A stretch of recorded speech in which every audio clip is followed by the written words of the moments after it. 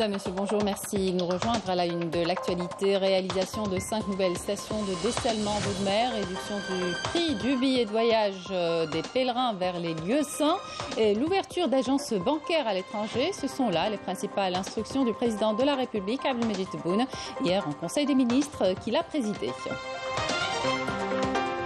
Jour J pour près de 740 000 candidats aux épreuves du brevet d'enseignement moyen à l'échelle nationale. Le ministre de l'Éducation nationale, Abdelhakim Belabed, a donné ce matin à Tougourt le coup d'envoi de l'examen du BEM.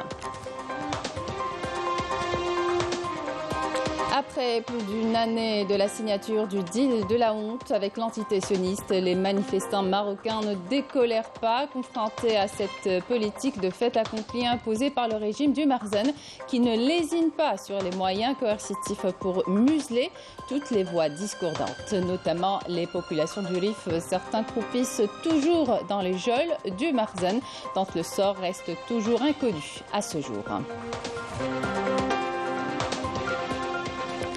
Bienvenue à tous. Le président de la République, Abdelmajid Tebboune, a instruit le ministre des Finances de préparer le texte de loi relatif à la création de la Banque de l'Habitat dans un délai ne dépassant pas un mois. Président hier la réunion du Conseil des ministres, le chef de l'État a mis l'accent sur plusieurs dossiers, dont la libération totale de l'investissement du système bureaucratique. Le point avec Amélie Siridir. Lors de cette réunion, le président de la République, Abdelmajid Tebboune, a insisté sur l'importance du projet de loi relatif à l'activité audiovisuelle et son rôle dans la promotion de la pratique médiatique dans le cadre de la liberté d'expression, tout en préservant l'intérêt du pays et du citoyen. Le président a souligné l'importance de s'éloigner des méthodes non professionnelles dans la transmission de la réalité et l'orientation vers le professionnalisme. Abdelmajid Tebboune a par ailleurs ordonné de finaliser l'élaboration du projet de loi cadre relatif à l'information et du projet de loi sur la presse écrite et électronique. Dans un autre contexte, le chef de l'État a instruit le gouvernement de poursuivre la mise en œuvre de la stratégie nationale de développement des ressources en eau non conventionnelles, notamment en ce qui concerne la mise en œuvre des projets de réalisation de 5 nouvelles stations de dessalement d'eau de mer dans les délais impartis, en vue d'améliorer l'alimentation des citoyens en eau potable, surtout à l'approche de la saison estivale. Au volet investissement, l'accent a été mis sur l'importance de la libération totale du parcours des projets d'investissement de la bureaucratie en préconisant d'adopter une logique purement commerciale dans le traitement du dossier du foncier économique. Le chef de l'État a également donné des instructions pour accorder aux agences chargées du foncier économique un statut particulier leur permettant de gérer les zones et parcs constituant leur portefeuille foncier. Concernant le projet de création de la Banque de l'Habitat, le chef de l'État a instruit le ministre des Finances de préparer le texte de loi dans un délai ne dépassant pas un mois. Il a également donné des instructions pour préparer la phase transitoire entre la Caisse nationale d'épargne et de prévoyance CNEP et la Caisse nationale du logement CNL pour le lancement effectif de la Banque de l'Habitat. Le Conseil des ministres a par ailleurs approuvé la stratégie d'ouverture d'agences bancaires à l'étranger, notamment dans les pays africains. La préoccupation des pèlerins algériens liée au coût élevé du Hajj pour cette saison en raison des conditions économiques internationales a aussi été abordée lors de ce Conseil des ministres qui a approuvé la subvention du billet de voyage des pèlerins vers les lieux saints en baissant son prix de 100 000 dinars. Vous l'avez donc compris, le billet de voyage des pèlerins vers les lieux saints sera subventionné à raison de 100 000 dinars. Instruction du président de la République, Abdelmajid Tebboune. Alors les hadjis qui se sont déjà acquittés du prix du billet lors du paiement des frais du Hajj seront indemnisés. Une décision saluée par les candidats au Hajj. Écoutez quelques-unes de leurs réactions. نتمنوا مبادرة رئيس الجمهورية اللي نقص من تكلفة الحج 10 ملايين على بالنا راه شوية صعوبات في الإيجار فنادق كذا والدولة متحملة على عاتقها أشياء كثيرة في هذا الحج. احنا نثمن من هذا المنبر من القناة أو التلفزيون الجزائري نثمن قرار رئيس الجمهورية اللي اتخذه لمساعدة الحجاج الميامين في تخفيض تكلفة الحج. نحن نبارك هذا القرار ونثمنه في صالح الحجاج. ويعني حاجة مليحة على كل حال. وبالتوفيق إن شاء الله لكل حاج كل حاجة كل اللي حاب يوصل بيت ربي إن شاء الله ونشكره بزاف بزاف ويرجع له الفضل من عند سيدي ربي سبحانه وربي يكرمه إن شاء الله. يعني والله غير مبادرة يعني طيبة ونشكر الرئيس يعني على المبادرة هذه ويعطيه الصحة. الحجاج اللي نقص لهم 10 ملايين يعني ودار حاجة مليحة ياسر حاجة مليحة تهمنا وكل وإن شاء الله مازال لقدام. الله يفتح عليكم بيبان الرحمة والخير إن شاء الله والله يكون في العون إن شاء الله اللي يدير الخير يلقاه قدامه إن شاء الله بشكاير وإن شاء الله ربي يفتح عليكم بيبان الرحمة كما تفتحوا بيبان الرحمة على الحج وتنقصوا عليه شوية على المجتمع باش الناس الحج تزور وتدعي لكم بالخير. Reprise de l'activité au complexe sidérurgique d'Al Hadjar, la zone chaude à l'arrêt depuis 2 semaines, a bénéficié d'une maintenance à 95% algérienne. Ce fleuron de l'industrie nationale prévoit cette année une production avoisinant les 800 000 tonnes. Nourdine Ben Absa, Amel Bouarba. Après une période de maintenance qui a touché le système de prévention et d'exploitation des équipements de production sidérurgique, le complexe d'Al Hadjar de Annaba a repris son activité. L'opération réalisée dans les délais impartis a été couronnée de succès, de quoi permettre de démarrer les opérations de coulée d'acier et reprendre la production à travers l'ensemble des unités du complexe. Exceptionnellement, cette année, nous avons avancé l'opération de maintenance au niveau des unités de production au mois de mai. Les travaux de maintenance ont été réalisés à 95% par des ouvriers du complexe Sider d'Al Hadjar, à l'exception des spécialités dont nous ne disposons pas, comme le génie civil. Par exemple. Le processus de maintenance qui a nécessité l'arrêt de l'activité de production dans la zone chaude s'inscrit dans le cadre du programme d'entretien périodique visant à préserver les équipements de la chaîne de production sidérurgique du complexe. En 2021, plus de 300 000 tonnes de produits sidérurgiques ont été fabriqués dans ce complexe. Durant la période de maintenance, nous avons pris toutes les dispositions pour assurer à nos clients tous les produits dont ils ont besoin. Nous avons repris notre cadence de production ordinaire. Ce complexe mise aussi sur l'exportation. L'année dernière, l'équivalent de 70 millions de dollars ont été exportés vers l'Italie, l'Égypte et la Syrie.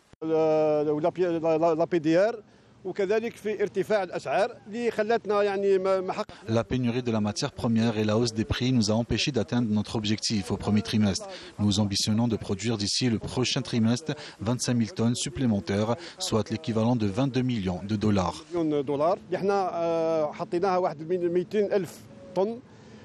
Si on peut atteindre les 80%, on peut dire que nous Beaucoup donc d'ambition pour ce fleuron de l'industrie sidérurgique nationale qui a bénéficié d'un plan de redressement d'envergure. Avec un effectif de 4 600 travailleurs, ce complexe prévoit une production d'environ 800 000 tonnes de produits sidérurgiques pour 2022. Notre communauté installée en France a elle aussi salué la décision du président de la République pour l'ouverture d'agences bancaires à l'étranger. Voici la correspondance de Afa Pelouchette. Plus exprimée par notre communauté en France depuis des décennies, l'ouverture des banques algériennes à l'étranger. والله يعني هي حاجة مليحة وحاجة استنيناها مدة طويلة باسكو هنا الجالية الجزائرية راهي تعاني هي ماذا بها في بعض الأحيان تبعت الأموال ما تلقاش كيفاش ما تلقاش طريقة باش تبعت الأموال للبلاد وسيرتو مع صعوبات في تصريح الجمركي الأموال لكن مع هذه المبادرة أنا كمواطن جزائري وكمغترب هنا في فرنسا أنا ماذا بيا وتساعدني باش نبعت الأموال تاعي بطريقة مضمونة وتكون طريقة سهلة ومضمونة. L'avantage, c'est que l'argent, on peut le transférer en sécurité. Quoi encore pour investir au bled. Surtout pour le crédit, c'est difficile d'avoir un crédit au bled pour les achats des appartements. Nous, les immigrés, on est un petit peu désestimés. Donc là, c'est un grand avantage. Très bonne initiative, surtout que nous avons les banques et tout, ça va يكون كاين transfert direct. وغادي يساعدونا سما ميم نبغيو نبعثوا لوالدينا ايتو باسكو هما ساعدونا في الاول باش جينا ايتو نبغيو نردوا لهم نبغيو نبعثوا كاش حاجه نبغيو نشريو كاش حاجه نبغي جو سي با كوا اون بليس بور ان انفستيسمون كوا كو سو سوا سي با مال ديجا نبعثوا الدراهم باسكو جينيرالمون كونت اون باس بار لا بانك فرونسيز عندنا ان ديلي جو كخوا تاع 15 جور 20 جور باش تبعث اون بتيت سوم وميم كي تبعث زعما اون سوم كي ديباس لي 500 ولا 1000 بال سما عاود تقعد في التحقيق ايتو سما تاخذ بزاف وقت سما كي تكون كاينه اون بنك الجيريان moi je trouve que normalement le transfert ça va direct. D'autres avantages pour le citoyen autant que pour l'État, la question de la collecte de l'épargne des ressortissants algériens établis à l'étranger, mais il y a surtout l'ambition d'aller à la conquête du marché international en accompagnant des opérateurs algériens à l'étranger et inversement. C'est intéressant pour les chefs d'entreprise qui ont des entreprises en fait en Algérie pour fluidifier les flux financiers entre en fait la France et l'Algérie. C'est très rassurant pour nous également d'avoir un interlocuteur bancaire physique en fait en France pour plusieurs raisons qui en découlent. La première, c'est d'avoir en fait concrètement une personne qui soit capable de comprendre nos besoins et cette confiance aussi qui peut être finalement qui doit être créée entre l'entreprise et la banque, qui nous permet de mieux travailler aussi avec des entreprises algériennes. Rappelons que 3 banques publiques sont concernées par l'implantation des filiales à l'étranger. Il s'agit de la Banque nationale d'Algérie, le Crédit populaire d'Algérie et la Banque extérieure d'Algérie. Parmi les dossiers traités hier lors de la réunion du Conseil des ministres, la réalisation impérative des 5 stations de dessalement d'eau de mer, une décision qui intervient dans un contexte marqué par un déficit pluviométrique important.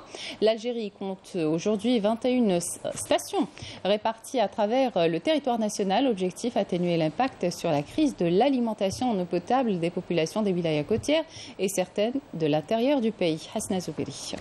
Une bonne alimentation en eau potable à la population est devenue une des priorités du gouvernement. L'année 2021 a été marquée par une pluviométrie assez faible en raison des changements climatiques. Le phénomène des changements climatiques qui a accéléré et qui a raccourci la période cyclique des phénomènes extrêmes. Donc ces dernières années, on est passé de 10 ans à 20 ans, on est passé sur chaque 2 ans, chaque 3 ans, on a une diminution des précipitations. Et qui dit diminution des précipitations, bien sûr, il y aura un impact sur les eaux superficielles et même sur l'alimentation naturelle des eaux souterraines. Le littoral de l'Algérie compte 21 stations de dessalement d'eau de mer réparties sur les 14 wilayas côtières, au moment où d'autres sont en construction. Elles fournissent aujourd'hui 17% de l'eau consommée dans le pays et alimentent 6 millions de personnes avec un volume de 2,6 millions de mètres cubes jour. Les wilayas concernés par le dessalement d'eau de mer sont Chlef, Tlemcen, Béjaïa, Alger, Skikda, Annaba, Ain Timouchent et Mostaganem, ainsi qu'Oran, At-Tarf et Boumerdes, sans oublier la wilaya de Tipaza. C'est un deuxième plan national de dessalement, parce que le premier plan national c'était en 2003, les 11. Le deuxième plan national de dessalement, donc il va être aussi composé de 11 stations, nouvelles stations, grandes stations. Seulement, Monsieur le Président, il a donné son accord pour augmenter le maximum de capacité des stations. Par rapport aux anciennes stations, entre 100 000 et 200 000, juste celle de Maqta à Oran qui est de 500 000. Mais par contre, les 11 prochaines stations vont être 300 000 mètres cubes jour chacune. C'est pour un petit peu alimenter, pas uniquement les wilayas côtières, les 14 wilayas.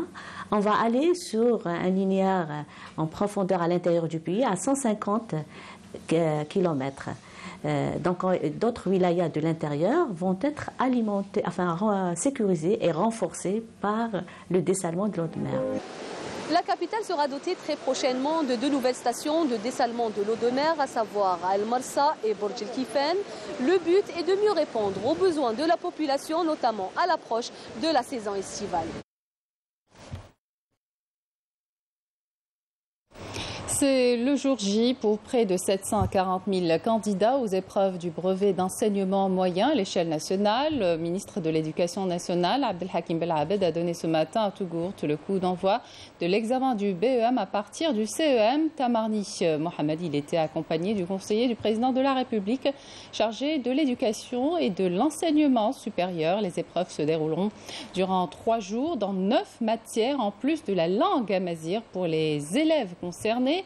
Et ce, dans des conditions de circonstances exceptionnelles marquées par l'adoption du protocole sanitaire et les mesures préventives contre la Covid-19 pour la 3e année consécutive. Je vous propose d'écouter la déclaration du ministre de l'Éducation nationale.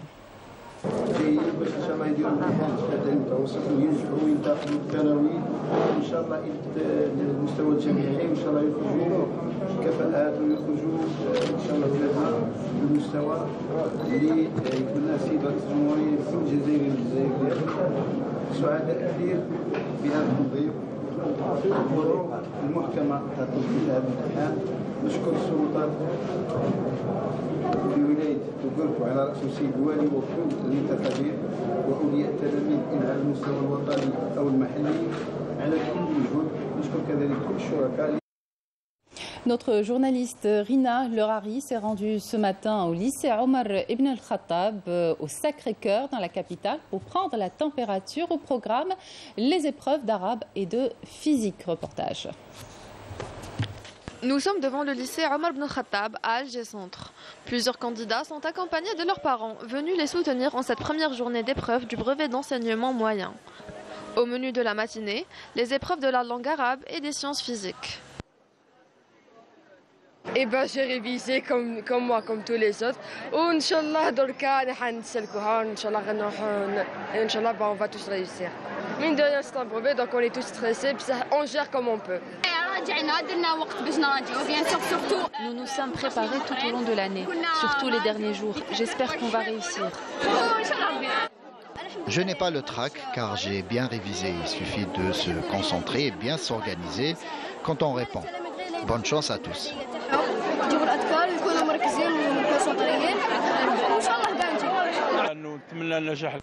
Je souhaite la réussite à tous nos enfants. Nous sommes tous passés par cette étape. Il n'y a pas à s'inquiéter. Le directeur de l'éducation d'Alger Centre, Khaldin Ordin, est venu ouvrir les plis contenant les sujets d'examen et s'assurer du bon déroulement du début des épreuves et du bon respect des mesures barrières. Le protocole sanitaire est appliqué dans les 48 centres d'examen, dont 5 installés dans les établissements hospitaliers consacrés aux candidats aux besoins spécifiques. 12 400 candidats sont encadrés de près de 4 000 personnes du staff administratif et éducatif. Les épreuves se dérouleront durant 3 jours et concerneront 9 matières en plus de la langue amazigh pour les élèves concernés. Le ministre de l'Énergie et des Mines effectue une visite de travail de 2 jours à Nouakchott dans le cadre du renforcement et de la promotion des voies de coopération entre l'Algérie et la Mauritanie dans les domaines de l'énergie et des mines ainsi que dans divers domaines d'intérêt commun. En plus des discussions avec son homologue mauritanien Abdessalem Ould Mohamed Salah, le ministre aura des entretiens avec d'autres membres du gouvernement mauritanien.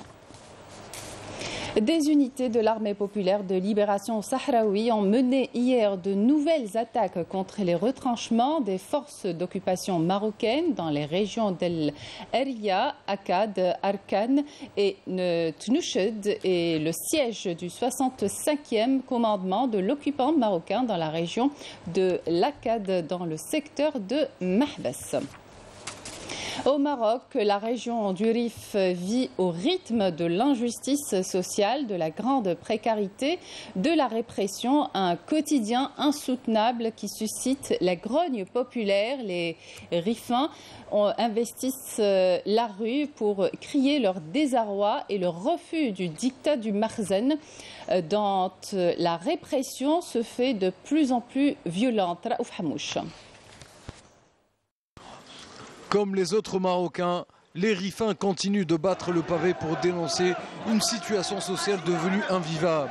Ils sont quotidiennement pris à partie, marginalisés, réprimés en subissant les pires exactions. La répression du régime du Marzen se faisant de plus en plus violente, notamment dans cette région du nord du pays qui reste victime de marginalisation sur tous les plans. Les habitants tentent en vain d'obtenir leurs droits fondamentaux les plus élémentaires.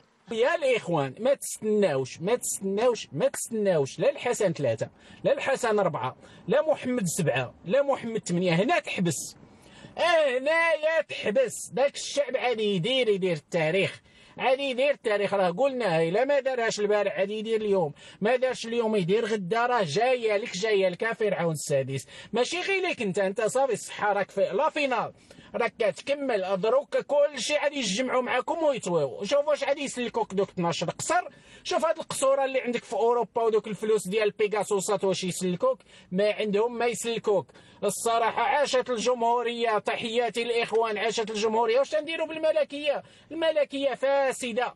Face à cette injustice, un formidable élan de solidarité à l'intérieur du pays ainsi qu'à l'étranger continue de soutenir sans relâche le juste combat des populations de cette région du nord marocain, oubliée par le pouvoir central en matière de développement et de prise en charge des droits fondamentaux. الملاقة ديالنا في القنصلية ديال فرعون السادس مات ولا ما ماتش ولا بقى ولا ما بقاش كيما كان الحل كلمه نكملوها نمشيو تما نفضحوك مرحبا بالشعب الصحراوي الحر مرحبا بالشعب الجزائري الحر مرحبا ببنت الشعب بولد الشعب بالجميع الناس اللي عندهم شي مشكل مع هذا النظام واللي عنده المشاكل يجي مرحبا بها الاخوان. Pour rappel, le sort des prisonniers du RIF au Maroc reste toujours inconnu à ce jour. Ces derniers croupissent toujours dans les geôles du Marzen.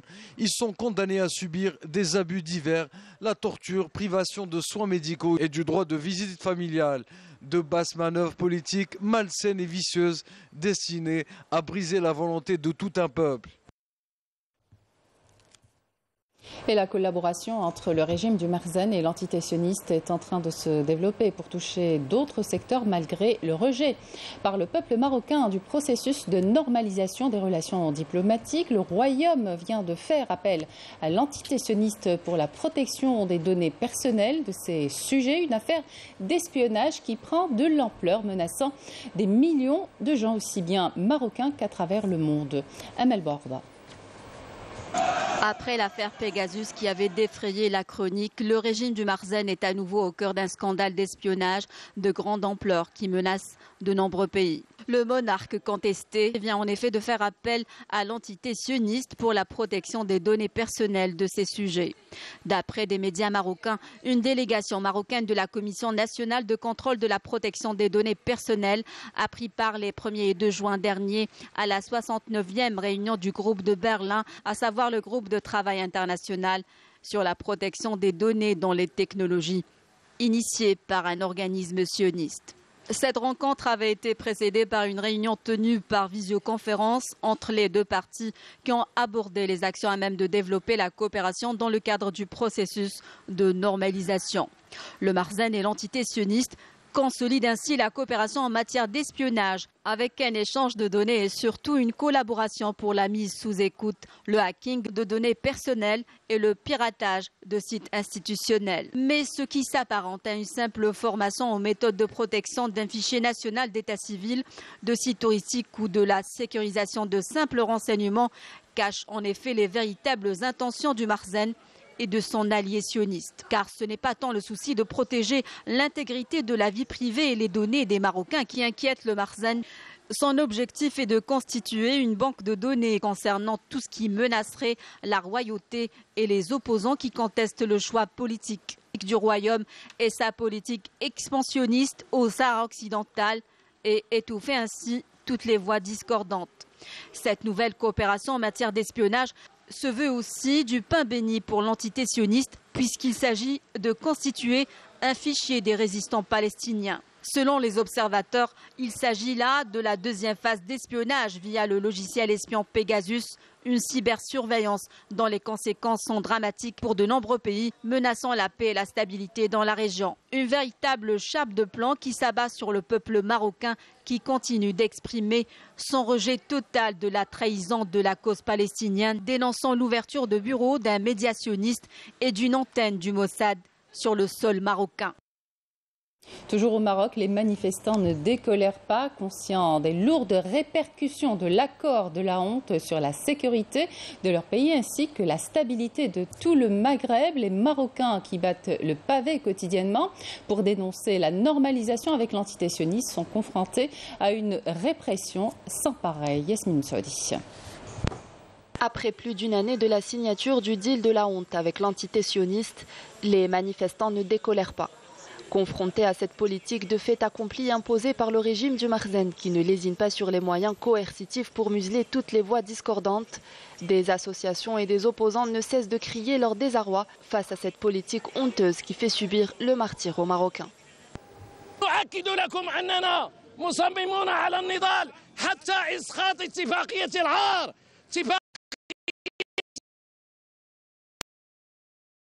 Répercussions de cet accord sur la sécurité ainsi que la stabilité de tout le Maghreb. Les Marocains qui battent le pavé quotidiennement pour le dénoncer sont confrontés à une répression sans pareil. Ils subissent les pires exactions. Les manifestants pacifiques sont arrêtés par une police déchaînée qui a pour ordre de faire taire la grogne populaire et interdire les slogans et les banderoles de solidarité avec le peuple palestinien. وهذه 43 عام وحنا كنحييو هذا اليوم الدولي للتضامن مع الشعب الفلسطيني كنحييوه بدون مشكل لم نمنع ابدا ولكن هذه المره تمنعنا اول مره نمنع. Les agressions sionistes contre les Palestiniens n'ont fait que raffermir davantage la volonté du peuple marocain, déterminé plus que jamais à faire entendre sa voix à un régime qui semble sourd à tous ses appels. Dans un communiqué rendu public, l'instance marocaine de soutien aux causes de la Oumma a réaffirmé son rejet catégorique de la normalisation avec cette entité criminelle. De son côté, l'espace marocain des droits humains a dénoncé le recours continu du Makhzen à l'état d'urgence sanitaire, instauré dans le cadre de la lutte anti-Covid pour accélérer sa politique de normalisation avec l'entité sioniste dans tous les domaines et réduire à néant les libertés et droits fondamentaux des Marocains. Depuis plusieurs mois, le peuple marocain fait montre d'une détermination à toute épreuve en poursuivant ses marches de la liberté et de la dignité dans le but de mettre un terme à la normalisation. Et sachez que les Marocains comptent maintenir la pression. Une grève nationale dans le secteur de l'enseignement supérieur est prévue les 7, 8 et 9 juin. Elle s'inscrit dans le cycle de protestation entamé il y a quelque temps par les professeurs et chercheurs contre le refus du dialogue par la tutelle avec le Bureau national du syndicat du secteur. Pour sa part, l'Université marocaine de la formation professionnelle a fait savoir qu'elle entamerait son programme de protestation demain à partir de la région de Casablanca. La coordination marocaine des enseignants contractuels, elle a prévu de reconduire le programme de protestation pour les 3 prochains mois. À partir d'aujourd'hui, elle dénonce notamment les poursuites judiciaires abusives contre leurs collègues. Pour rappel, les enseignants contractuels au Maroc ont entamé fin février dernier une série d'actions de protestation. Les Palestiniens commémorent la Neksa cette année dans le contexte d'une grave escalade sioniste qui a intensifié via son armée ses agressions contre les Palestiniens, y compris les journalistes, notamment à El-Quds occupé, outre la profanation des lieux de culte musulmans et chrétiens. Le secrétariat général de la Ligue arabe a appelé hier le Conseil de sécurité de l'ONU à mettre fin à l'occupation sioniste et assurer la sécurité et la paix au peuple palestinien dans les territoires palestiniens occupés depuis 1967. Il a en outre exhorté la communauté internationale à sanctionner les responsables sionistes pour le crime commis contre le peuple palestinien et aller vers la solution à 2 États étant seule voie de la paix et de sécurité dans la région.